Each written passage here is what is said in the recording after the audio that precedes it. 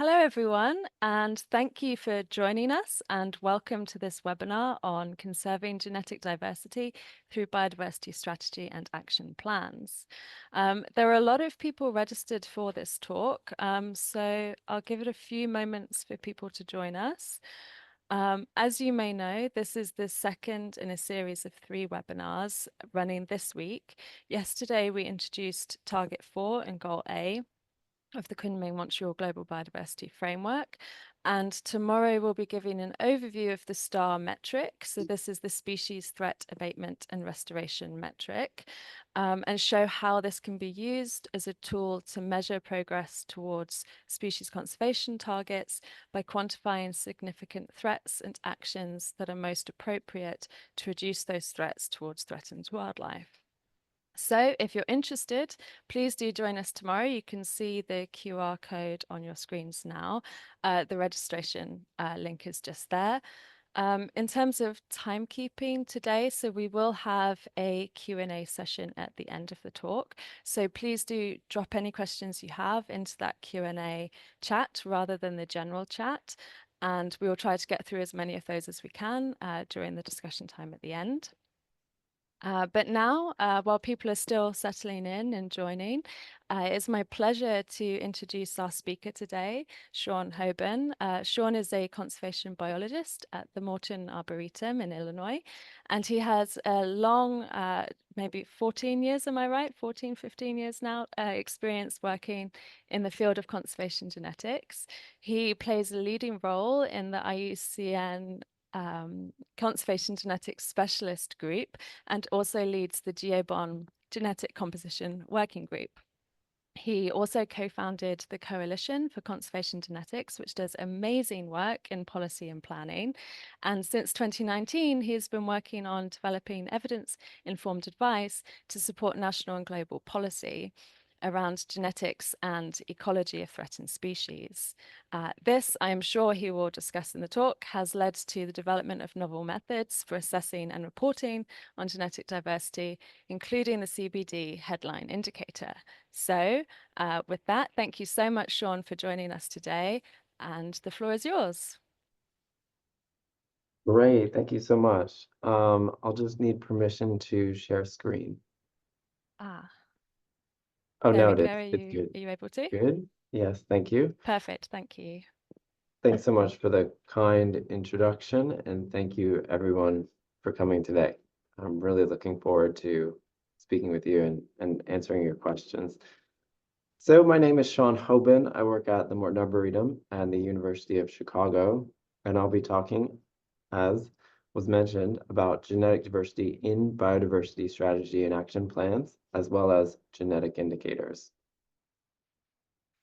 And I'm presenting on behalf of a really large group of collaborators who've helped support this work, and more broadly, who've helped integrate genetic diversity into policy and management over the past really decade.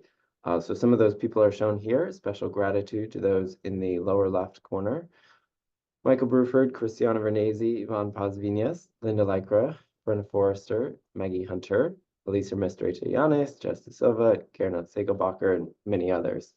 And gratitude to some funding agencies who've also recently supported this work, integrating genetic diversity in policy and management.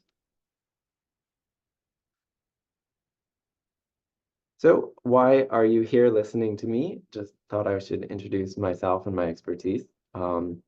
As Ali mentioned, I've been working for 14 years to help conserve and manage genetic diversity, especially translating genetic diversity concepts to policy commitments and to follow up on those commitments. I lead the Genetic Composition Working Group in GeoBon and help lead the IUCN Conservation Genetics Specialist Group. Through those groups, I attended the CBD COP15 meeting in Montreal, as well as some of the meetings leading up to that. And I have worked with the AUTEG group on the indicators. So what is the Morton Arboretum? We are a botanic garden near Chicago in the United States. As a nonprofit botanic garden, we are a public-facing institution, and we often serve as a bridge between science and policy. We are also an IUCN Center for Species Survival for Trees, and we've been a close collaborator on the global tree assessment, as well as other species prioritization and species action plans. We do a lot of red listing and a lot of on-the-ground partnerships for management of threatened trees. So that's a little bit about my background and why I'm speaking to you today. Before I go further, I want to acknowledge that the Morton Arboretum is located on the ancestral homelands of several indigenous groups, the Ojibwe, Ottawa, and Potawatomi, and many other tribes that resided on or migrated through this land for generations. And I acknowledge, respect, and strive to learn from their ways of knowing. So we're here to talk about genetic diversity. Genetic diversity is vital for species to adapt to environmental and climate change, as well as new pests and disease and other challenges like pollution. Genetic diversity also makes entire ecosystems more resilient and especially able to come back from extreme events like heat waves or other disturbances. Genetic diversity is important for the success of ecological restoration and tree planting, and underlies many of nature's contributions to people. So again, genetic diversity is vital for a thriving planet in the future. As with much of biodiversity, genetic diversity is declining, as recent studies have shown. And those losses will continue to accelerate unless we take actions to support genetic diversity. Fortunately, there are emerging tools and approaches to monitor, report on, and take action to support genetic diversity. So pay attention to the pangolin throughout the talk. She will have some messages for us. So let me tell you what the 4 things I'm going to talk about in this talk. I'll first briefly look back at the past. How have we monitored and reported on genetic diversity in the past? I'll briefly mention the current situation with the GBF, and then I'll focus on integrating genetic diversity in those biodiversity strategy and action plans. And then I'll close by talking about genetic indicators, which of course are needed to follow up on those strategies and action plans. So looking back briefly, I think there are 3 foundational studies that illustrate genetic diversity in policy and management in the past. Linda Lycra and colleagues analyzed CBD National Biodiversity and Strategy and Action Plans from the pre-2010 period and found that only a minority of them recognized the importance of conserving genetic diversity, and only about 20% mentioned the need to monitor genetic diversity. Jennifer Pearson and colleagues looked at species management plans in the US, Australia, and the EU, hundreds of species management plans, and found that although many management plans mention genetic diversity as an important threat or opportunity or concern for threatened species, but most of these plans lacked data or commitments to action on genetic factors that might be important, like inbreeding or gene flow among populations. In my own colleagues' work over a couple of years ago, we looked at CBD national reports during the Aichi period, so CBD reports of progress on that framework. So from 2014 and 2018, 57 countries over those 2 time periods, so a total of 114 national reports. We found that consistently in both time periods, most countries are presenting the importance of genetic diversity for ecosystems, for economies, but still 21% of reports lacked mention of genetic diversity in the national level targets, even though there was an Aichi target on genetic diversity. Very few countries are reporting metrics or analysis from DNA-based studies. And most of the action, when countries were talking about actions to support genetic diversity, most of those actions were focused on ex situ, so seed banks, tissue banks, or breeding and research agencies, and less focus on in situ genetic conservation. And most national reports lacked mention of a national strategy, even though, again, the Aichi Target 13 mentioned that countries should be developing strategies for genetic diversity. And lastly, we found that there was a strong bias in the types of species mentioned with respect to genetic diversity. So as you can see here, crops and farmed animals were the main focus of when countries were talking about genetic diversity in those national reports during the Aichi period. Which makes sense, there was a strong focus of that in the wording of the Aichi target, species of socioeconomic importance. Okay, so this less than ideal treatment of genetic diversity in the past has some underlying causes. Mostly those are the cost. It's still expensive and slow to generate DNA-based sequencing, and will probably be infeasible in the near future for countries to use traditional DNA-based approaches for monitoring over time. And there continue to be some barriers between genetic researchers and practitioners in policy, although there's now a rich literature documenting those barriers, and I think the conservation genetic community is starting to overcome those barriers and understand the research and practice needs and how we can match our goals. So where are we now? This was all of this was in the context of the Aichi period or prior, and now we are in the Kunming-Montreal Global Biodiversity Framework period.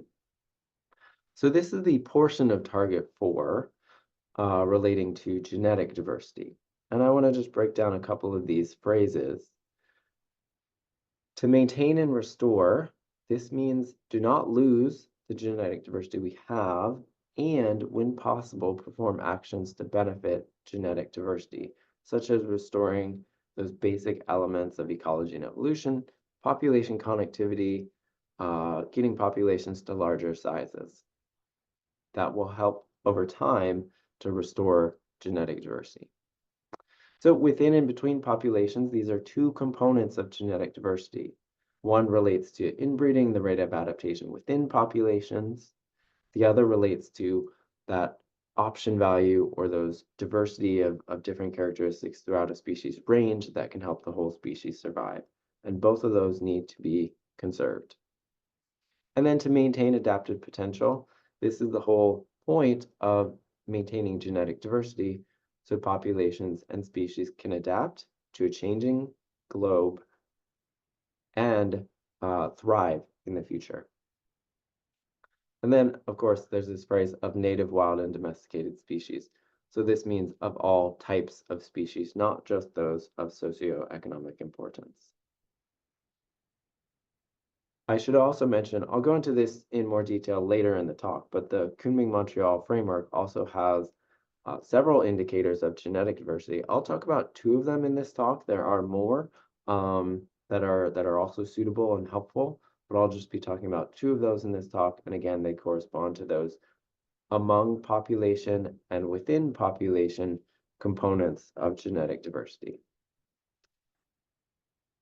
So I also just want to mention that the Kunming-Montreal framework, the wording in that Target 4 builds on and to some degree complements national, international, and global commitments in other realms. So the US and Canadian endangered species legislations also protect significant populations because of their evolutionary potential and contributions to the species adaptation.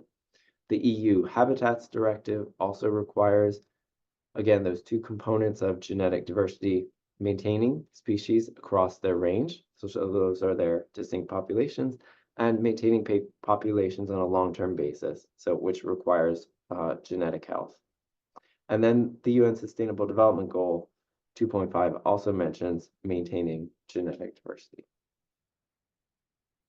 So that's a little bit about the past and where we are right now. So for the rest of the talk, I will focus on national biodiversity strategy and action plans, and then a little bit about genetic indicators.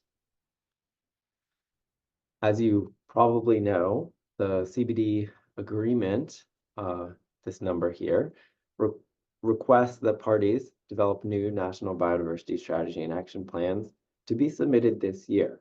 And those plans, as outlined in this document, should have at least 3 components: setting national level targets, describing actions and policy, and identifying financing capacity gaps, and presenting a plan for monitoring, review, and reporting, including what agencies are responsible. And it's important that it's not just a country level biodiversity strategy and action planning. Many local, regional, and supranational entities, as well as NGOs and businesses, are doing planning related to biodiversity. And the advice that I'm going to go over is also relevant for those entities. So, what I'm going to present to you is 10 simple suggestions for integrating genetic diversity in biodiversity strategy and action plans. And if you'd like to read more in quite a bit of detail, you can click on this QR code, and a policy brief, 2-page policy brief, is available here. These suggestions were developed by a large group of over 30 people from 20 different countries. We reviewed 21 previous biodiversity strategy and action plans, including 8 published since the Kunming-Montreal framework. We looked at these NBSAPs and we discussed what are ways that they could be improved with respect to genetic diversity and what are things these NBSAPs have done well. So I'm also going to show you some examples of phrasing that does have a nice commitment to genetic diversity. So I'll go through these 10 suggestions. The first is to involve all stakeholders. It is, as with other elements of biodiversity, going to take a whole of society, whole of government, inclusive approach, including working with Indigenous and local communities, because everyone can participate in genetic diversity monitoring and conservation.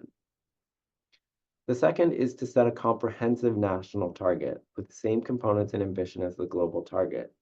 This is important because, as I showed you before, there are several key phrases in that target 4.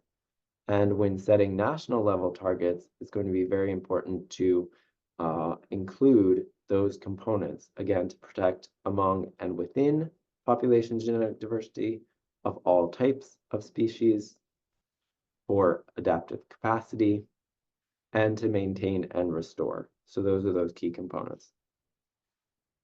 Those countries that are able can set even more ambitious and specific targets, such as committing to legislation or national level planning around genetic diversity or other more ambitious elements. We have to remember that the Kunming-Montreal framework was agreed to by all countries as like a minimum, but it's possible to be more ambitious. The fourth is really important: to identify the relevance of genetic diversity to achieving other targets.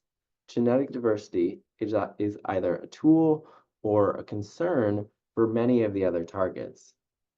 So for protected area planning, for spatial planning, for invasive species, pollution, sustainable agriculture and fisheries, and other targets, genetic diversity is an important factor. So identifying those synergies among targets can help countries make the best use of their limited resources. For example, to coordinate monitoring among the different levels of biodiversity. Now, moving to action policy and capacity. NBSAPs ideally will mention specific actions that countries are committing to maintain and restore genetic diversity. Those actions include translocations of plants and animals to help boost genetic diversity when needed, reintroductions, restoring connectivity, as well as threat management so that populations can recover to a population size where they're better able to adapt and maintain their genetic diversity. Then there needs to be specific policy mechanisms, laws, frameworks, and funding programs that will facilitate that positive action. So these commitments to action will depend on underlying policies, laws, frameworks, and funding programs. And then to evaluate capacity. Many countries have expressed concerns over time about their capacity to monitor and report and manage genetic diversity. So NBSAPs should explain what are those, what is the current capacity, and what are the gaps, what are the needs. By explicitly stating the needs and gaps, countries will really help facilitate the support services that the CBD is setting up, such as the regional knowledge support services, as well as collaboration among parties.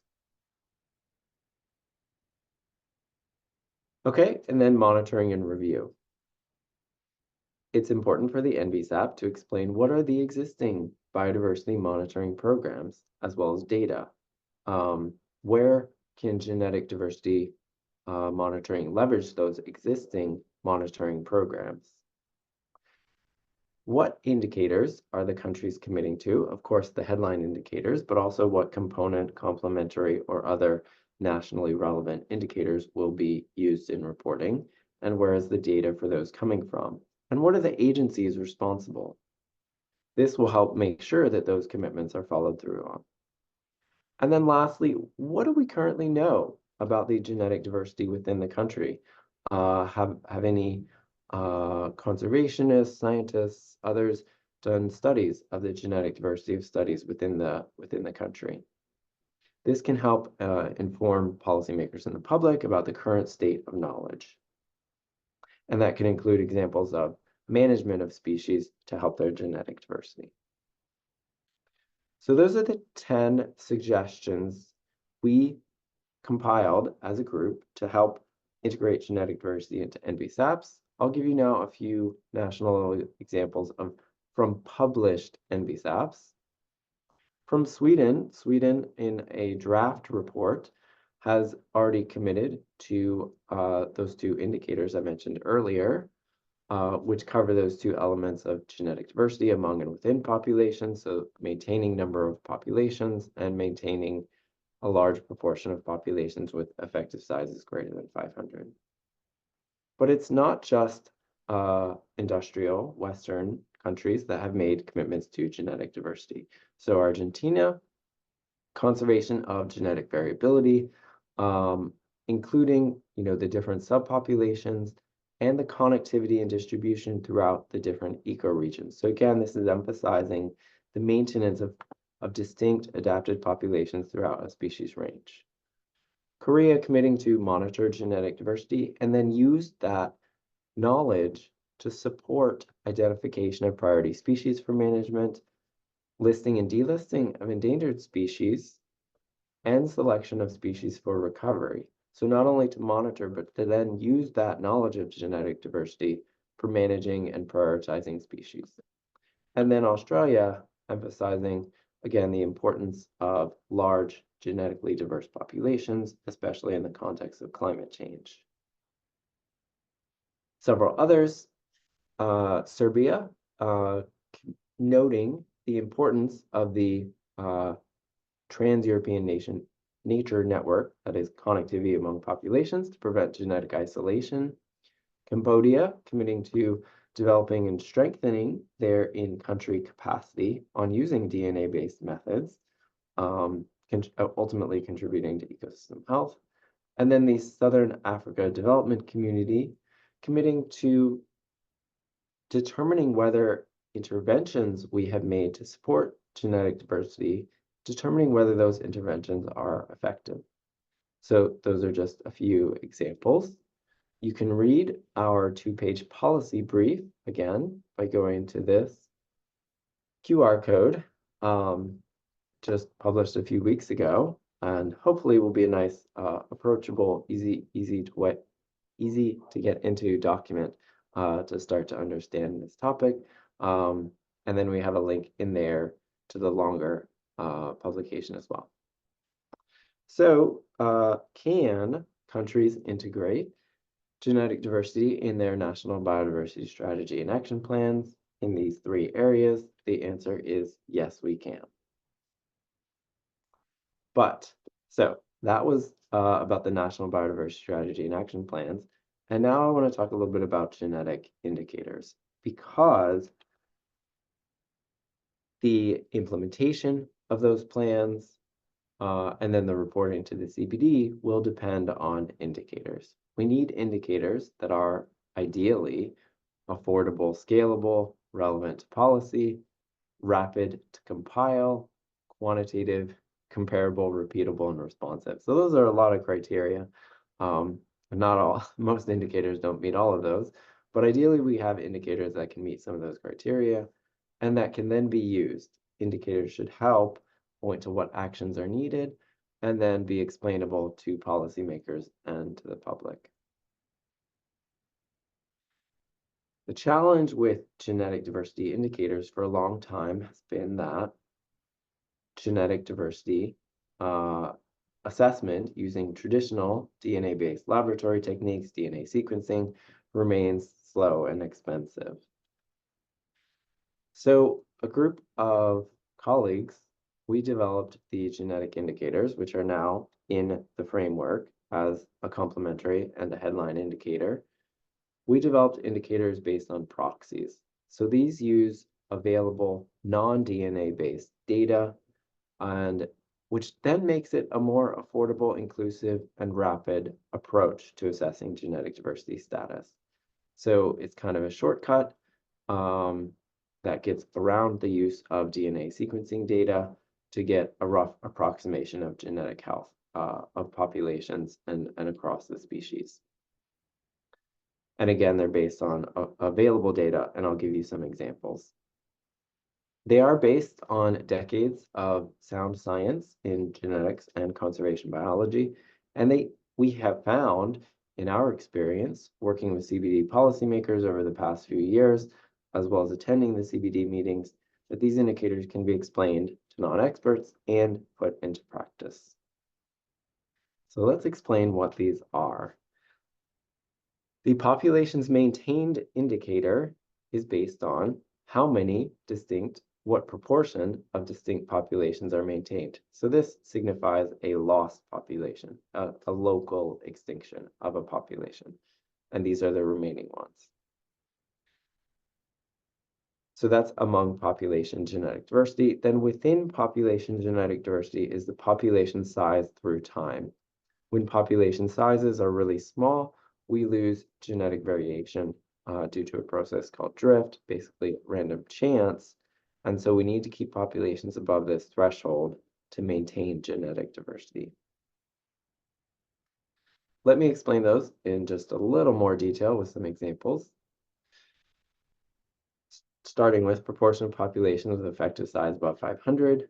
This, you can see in this graphic, at an NE of 500, there is some genetic loss over time, but it's pretty close to zero. And once you get much below NE 500, the loss of genetic diversity through time really starts to accelerate.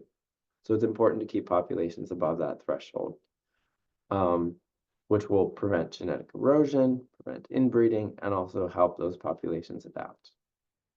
Usefully, effective size is already used in industries such as forestry, agriculture, fisheries, and some threatened species management. So some practitioners who do not have a background in genetics will already understand or have some familiarity with this concept.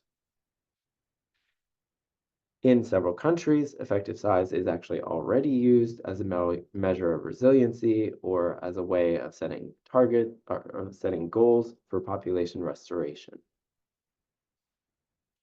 And you can get effective size from the census size, which makes this an indicator that can be implemented without using DNA data.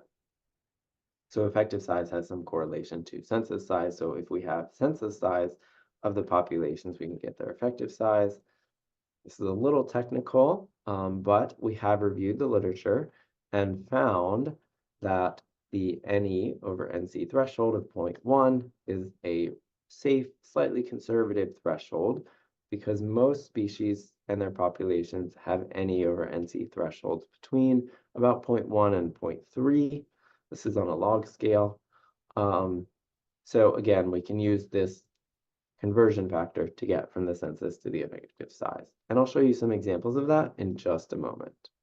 But first, the populations maintained indicator, portion of populations that still exist. Again, this recognizes that across a species' geographic range, there might be populations adapted to different altitudes, temperatures, rainfall conditions, local food sources, mating behaviors, etc., which means we need to keep all of those different populations intact, again, to allow for the future adaptive capacity of the species. Usefully, this concept of distinct populations is also already a part of policy and species management in many countries, such as seed transfer zones. So that is the limitation on moving seeds of grassland or forestry species because of their local adaptation, as well as different units of management. You see these distinct populations. So this is already in use for many plant and animal species, and we already often have data on maintenance of populations over time. So where do we get the data? The data on census size and the data on maintaining populations over time? Essentially, anywhere we can. So we have developed a flexible methodology that allows collection of this type of data from species management reports, recovery plans, even natural history books, reading the IUCN Red List assessments, looking at national data sets like forest inventory or other biodiversity monitoring within countries, scientific papers, consulting with local knowledge holders, local nonprofit organizations, people who manage parks, etc., as well as citizen science and habitat quality data. And if you have other ideas or suggestions, I am open to hear them. And I forgot to mention, I have been showing these QR codes throughout the presentation. This one will give you a little more information. This was our first presentation of the genetic indicators. So this was our theoretical presentation of the indicators, and this is where we were 4 years ago, kind of describing how they should work in practice. But then the question was, can we actually do it? Is there enough information? Can it be collected in a systematic, rigorous way? And how long does it take? These are important questions because it might be hard to find the data. They might not be comparable among countries, and we can't wait forever.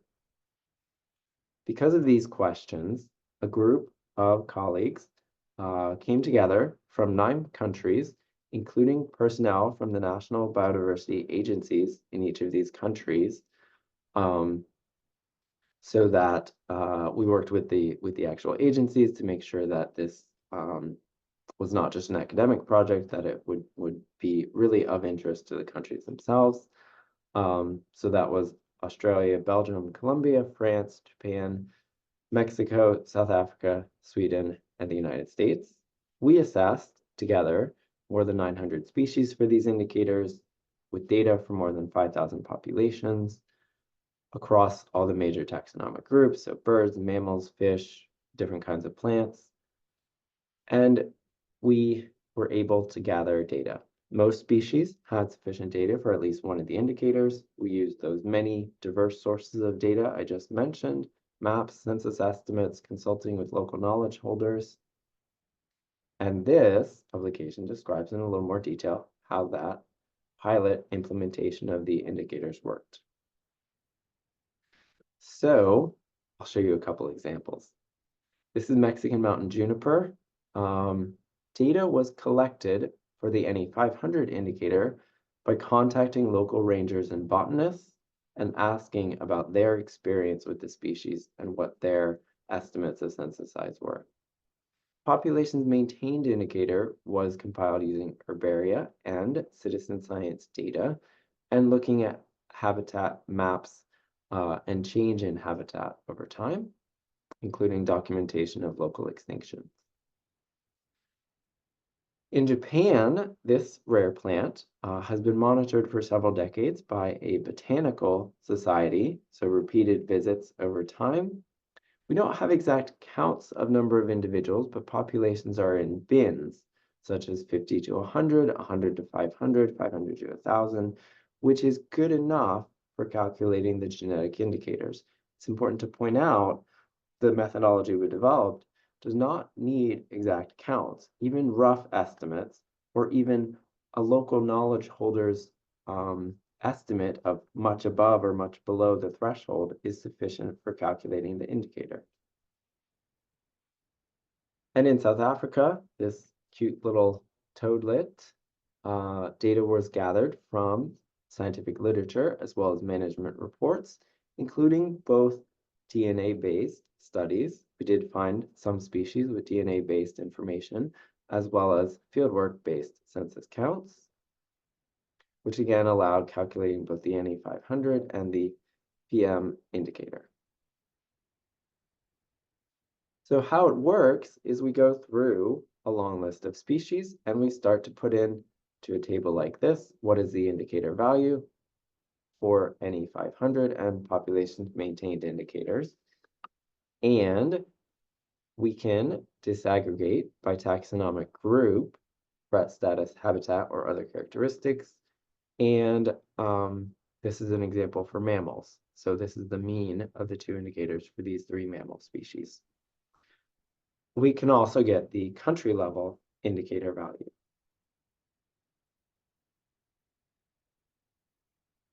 So the moment to reveal to you the findings of our first pilot implementation of the genetic diversity indicators across 9 countries at national scale. Here are the results. This is the NE500 indicator. This is the proportion of populations within species with an NE above 500. This side is good. We would like all populations to be above an NE 500. This side is not good. This means no populations are above NE 500. And as you can see, most species have most of their populations below NE 500. That is, most species assessed. Our I wouldn't say at a national level, we're not quite ready to say this is the situation for all species across all countries, but of those assessed, we see that most species have most of their populations below NE 500. The populations maintained indicator, we see very different results. This is good. We want species to maintain most of their populations, and this is bad. We don't want species to lose their populations. So as you can see, most species maintain most or all of their populations with this indicator. And those two indicators are both important. They cover the two elements of genetic diversity. Now, this is interesting. We looked at the relationship of the genetic diversity indicators to the red list status of these species. Critically endangered, endangered, vulnerable, near threatened, least concerned, data deficient, and not evaluated. And this is the proportion of populations with NE above 500. You can see that even for near threatened and least concerned species, we have quite a few species with low indicator values. So actually quite a lot with low indicator values. Again, this is the not good situation.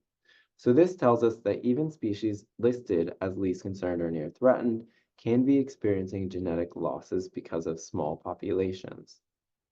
So there's not a strong correlation between red list status and the genetic diversity indicator status, which again emphasizes the importance of having a genetic diversity indicator that can track these within population genetic processes.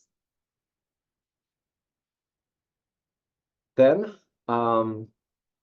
this is just a summary of the indicator values at the country level for the 50 to 100 or more species per country that were evaluated. Just to, again, emphasize, it is possible to do this at a national level. And this is broken down by the different types of taxonomic groups. So amphibian, bird, fish, mammal, reptile, angiosperm, and gymnosperm. So again, just to emphasize that we can do this at a country level and then disaggregate by different groups of interest. So yes, genetic diversity indicators are feasible and can support those biodiversity strategy and action plans. The main messages are most populations that we assess are too small to maintain genetic diversity, and populations need urgent restoration and management to help increase that indicator value. On the other hand, most species maintain most of their populations for now, so we must prevent further losses of distinct populations, keeping that indicator high. Although some species, again, even least concerned species, can be suffering genetic problems. It's important to not stop at calculation of indicators. The indicators should be used for action, so we can integrate them into a cycle such as this, where indicators raise awareness and help communicate genetic issues and threats to the public and policymakers. Genetic indicators can prioritize species. Those with the lowest indicator values would be in most need of urgent action, set goals that will help us raise those indicator values, and then track change over time. So again, to use indicators for more than just reporting, these genetic diversity indicators are very helpful. You may have some questions. Are DNA data needed? Again, no. Usually we're getting data from census and population data from diverse sources, although DNA data can be used and is helpful when it's available. These indicators are flexible because they're using very diverse data. We can leverage in-country data and knowledge that is already existing. And we can identify, again, synergies to coordinate with maybe other monitoring programs. And again, it's useful beyond just reporting. So for prioritization, identifying important actions, tracking change over time, and again, communicating to the public and policy people. This is a nice summary of how those indicators can be used. There are resources available if you're ready to try this out for your country or other institution doing biodiversity strategy, action planning, and reporting. You can find a policy brief and a short video at this link. We also have created a guidance manual on our third draft of this manual, a work in progress, but you can use this now to actually learn how to and then do indicator calculation. So there's the QR code for that. And then we also developed a free data collection form that you can use if you're, again, interested in collecting this data and calculating indicators. This template is ready for you to try it out. In the future, we will be creating tutorials, translating our guidance documents into different languages, and working on the challenge and opportunity of using remote sensing or other types of data, such as GBF, for the indicators. This will be supported in part by two recently funded European projects, first called Genemo, led by Christina Filsum at Copenhagen Zoo. This will work on the scientific underpinnings of the genetic indicators and producing better best practice advice for countries to use those genetic indicators.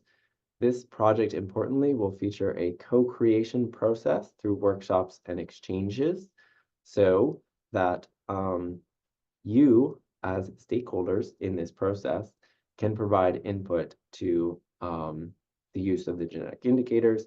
And we will have workshops in at least these 5 countries for training, which will have social scientists to evaluate and improve how the indicators are used.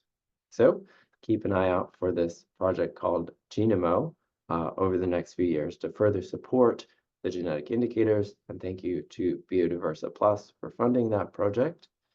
The other project is a European Union cost action called Genoa, and that will promote scientific exchange on the indicators, raise awareness for our key stakeholder groups, the public and policymakers, build capacity across Europe and around the world, as well as to promote synergies among different agencies working on biodiversity, build towards long-term genetic monitoring programs at national scale across Europe, and build a network of experts who are ready, able, and willing to respond to questions and requests from policymakers. So thank you to the EU Cost Action for, again, supporting the genetic indicators. Thank you to the many people who, again, were a part of this, this long journey, including those of us who attended COP15 in Montreal. We did a lot of work, and I think it really was a success. If you want to read more, we have several policy briefs, and we have taken part in a whole series of webinars on this topic over the past 4 years. I want to emphasize again the things I talked to you about today. And again, each of these QR codes will go to a different publication to tell you more about these different messages. So I mentioned that monitoring, reporting, and management of genetic diversity in the past has been mostly inadequate. However, the GBF is more clear and more committed to genetic diversity than it was before, which is a new opportunity for biodiversity. And then I told you about genetic diversity in national biodiversity strategy and action plans, and about the use of indicators for reporting genetic diversity at large scale. To go into just a little more detail on that, this is my last slide. NBSAPs should set ambitious, comprehensive genetic diversity targets, as well as mention the actions and policy that will support genetic diversity. NBSAPs should also evaluate the capacity and needs around genetic diversity at the country level, again, to help those knowledge support services, as well as identify the monitoring programs and agencies responsible for reporting on genetic diversity. And as I mentioned, the indicators are affordable and feasible at scale for many species, leveraging diverse and existing non-DNA based sequence data for the most part, which gives us opportunities to utilize in-country data and knowledge. And genetic indicators in our first pilot implementation have shown that many species are losing genetic diversity within populations, which means we have an opportunity and motivation to restore those population sizes, to keep that genetic diversity strong for the future. And again, we showed that those indicators are feasible at scale for both monitoring and then also integrating into that policy and action cycle. And if you missed any of the QR codes, this is a little information pack, 2-page document that has links to some of the other QR codes and things I mentioned. And if there are any questions, I'd be really happy to answer those.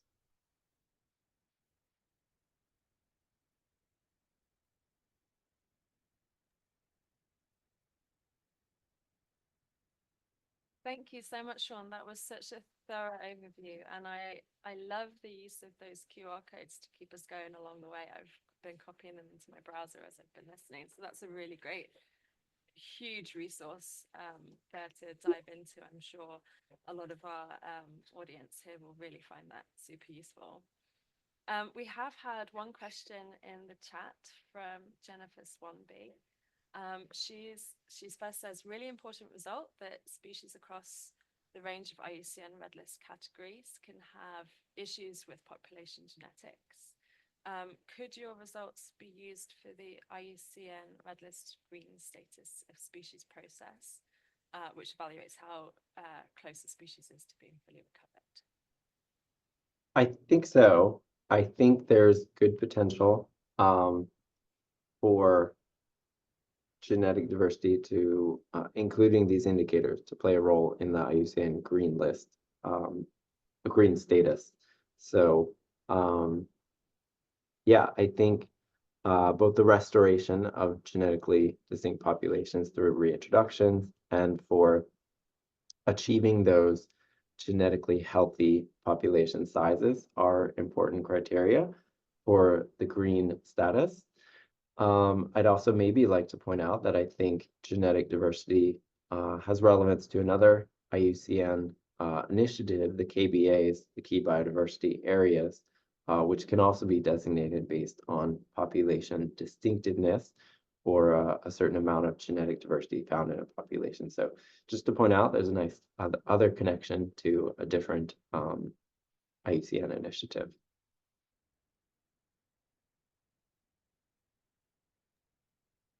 Thank you. I think that answers Jennifer. Jennifer, did you want to add anything else? Are you happy?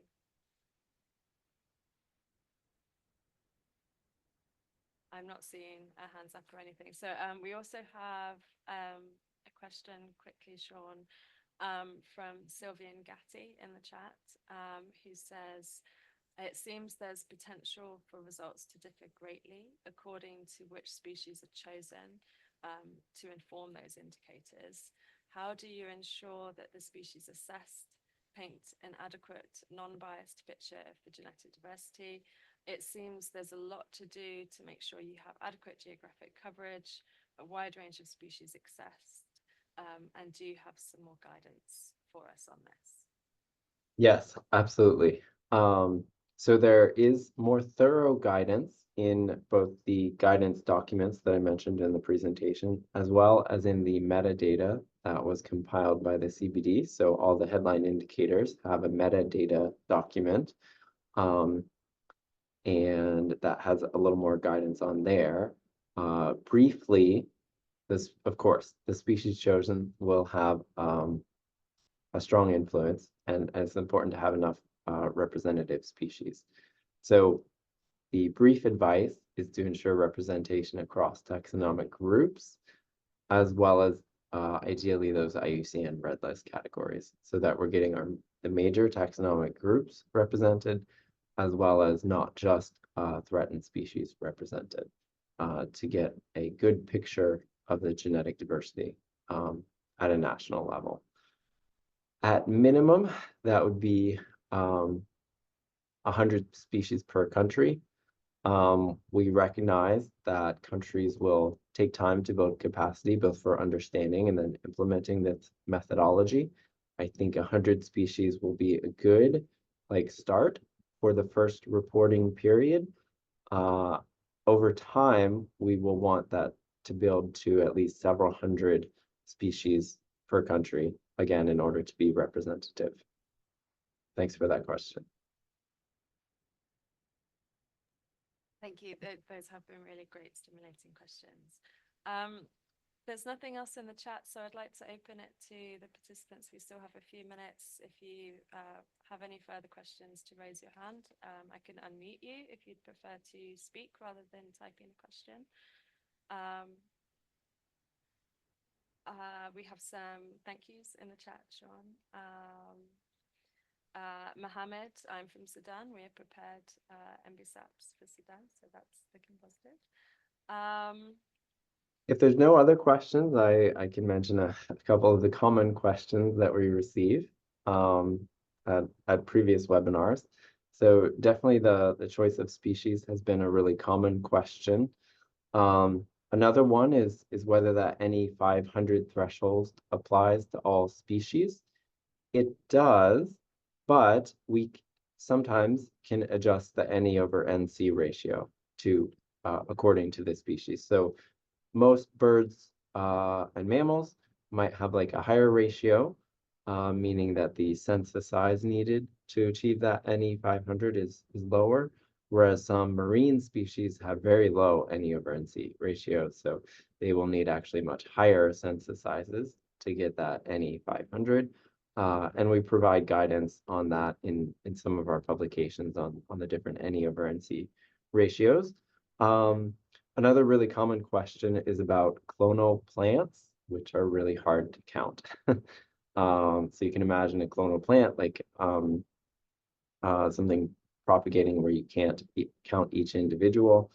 In this case, sometimes you can, if you have an estimate of the size of a clone, you can take the total area covered and get an estimate of the number of individuals that might fit in that area. And again, that points to a potential use of satellite data or other data by just using area of habitat and whether that area of habitat is above or is able to support a population above or below NE 500. And again, I want to emphasize that exact numbers are not needed for these indicators, which is one reason why I think they'll be really useful in countries with maybe lower biodiversity monitoring capacity. Even rough estimates of whether the population is above or below that threshold is sufficient. And again, people often ask, is DNA data needed? So just to emphasize again, DNA data can be used to get a good estimate of effective size, but it's not necessary. And in the vast majority of the species we did for our pilot project, we did not use DNA-based data. And those are some of the common questions. And I see a couple more questions came in the chat, maybe. A lot of thanks. Yes, I think we have one final question for the last 5 minutes from, I'm sorry if I pronounce this terribly, from Lashnamti. How can we ensure the protection of all species while preventing invasive behavior from aggressive animals? Future plans to demarcate territories for specific native species? The big one. Yeah, I think that's an important one. And I think I know that was a huge discussion at COP15, and that's why the keyword native was put there in Target 4 and in other places in the GBF. What I can say is that the IUCN, as well as other organizations like Botanic Gardens Conservation International and EASA, etc., have published guidance on like how to do restoration and management in practice. So there are existing best practice guidelines for how to do, for example, reintroductions and translocations that can help prevent, an invasive or a detrimental outcome. So as we work to restore populations and increase their effective size, we should be following those best practice guidelines. And I hope that's helpful.